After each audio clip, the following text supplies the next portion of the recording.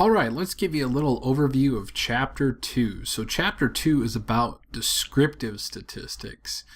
And this is one half of it. Chapter 3 is kind of the other half of the descriptive statistics. But anyhow, so the big thing in Chapter 2, you want to talk about, well, sort of a preview, I guess you'd say. We want to talk about to describe data. What is the center of the data? We'll actually do that in Chapter 3. What's the variation, or how is it spread out? That's also in Chapter 3. But in this chapter, we want to talk also about the distribution. So part of that can be answered in talking about the shape of the data. And so that's part of what we would do in this chapter. And of course, another part of all this is therefore you put it all together and we can kind of gauge things called outliers. So values that are a lot different than the rest. That's always one of our big goals. So we want to focus more in this chapter about distributions in collecting the data and summarizing it. All right. So one of the biggest ways to do this, we almost always do this, whether it's qualitative data or quantitative, and we want to make a frequency distribution. So if I have quantitative data, like this example here, I grouped the numbers together. Now all the groupings should have the same spread or class width. They should not overlap. So notice this ends at 114, this begins at 115. And then I could take this data and then we count it up. Hey, how many are in this group? 5 of these values. How many in this group, etc., etc. So these first two columns on their own would be what we call a frequency distribution.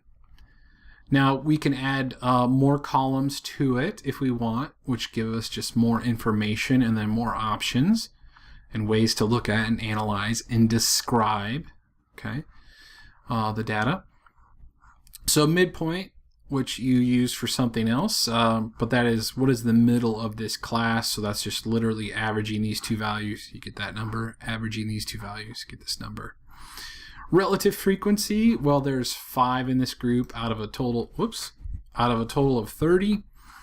And so 5 over 30 is this percent, 8 over 30, 6 over 30, etc. By the way, all these numbers should add up to 1. Or very, very close to 1, because if you round it, it might not hit perfectly. And then cumulative frequency is like a running total. So right now the total is 5. Add 8 more, my total is 13. Add 6 more, my total is 19. So this is a nice chart, frequency table, and I got some more columns added on there. So that is one of the main ways we always summarize data. Now, if it's qualitative data, right, categories, you can do the same thing. It's just the classes would be categories. So like eye color, like blue, how many were blue? Brown eyes, how many were brown, right? So you can make a frequency table or distribution for that as well. All right, now why? Well, first of all, I can see what's going on in the data really well now that I have it in a table rather than up here. It's not as easy to see what's happening. But the other reason why, I can take all of this and then I can make a chart out of it. And one of the main charts we use is called a histogram. And so kind of 3 ways you technically can make a histogram. One way is you use those midpoints and those in the middle of your bars, and then the frequency. Frequency is a fancy name for how many, right? And then you make bars for each group. And then now you can see, oh, okay, this is what's going on. More of the data is over here. As the price increases, there's less and less. And so we use the midpoints to do that. Other way is the class boundaries. That's not very common, but technically speaking, that's where these bars start and stop. And then of course, most software doesn't use either of those. Most software just kind of does it. So this graph over here is from our StatCrunch software.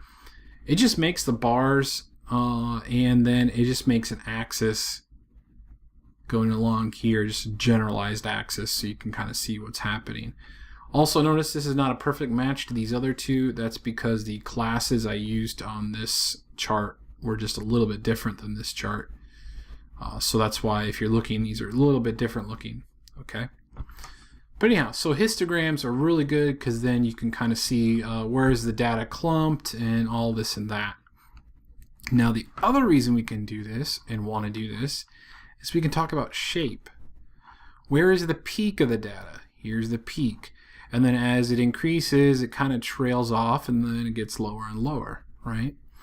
And so that also can tell us about skewness. So more drastically speaking, this green graph here is low frequency and then peaks up here in the middle and comes back down. So this is very symmetric. So this is an example of, oh, the histogram is showing me that the data is symmetric, right? Or normal, and we'll learn about that in chapter 5 and 6. Now this does come up. We aren't going to talk about that in this class, but this is a uniform distribution, so the shape is showing me everything is uniformly the same. Okay. Now here, the peak is on the left, and then you can see the tail. We call this the tail. These are the tails.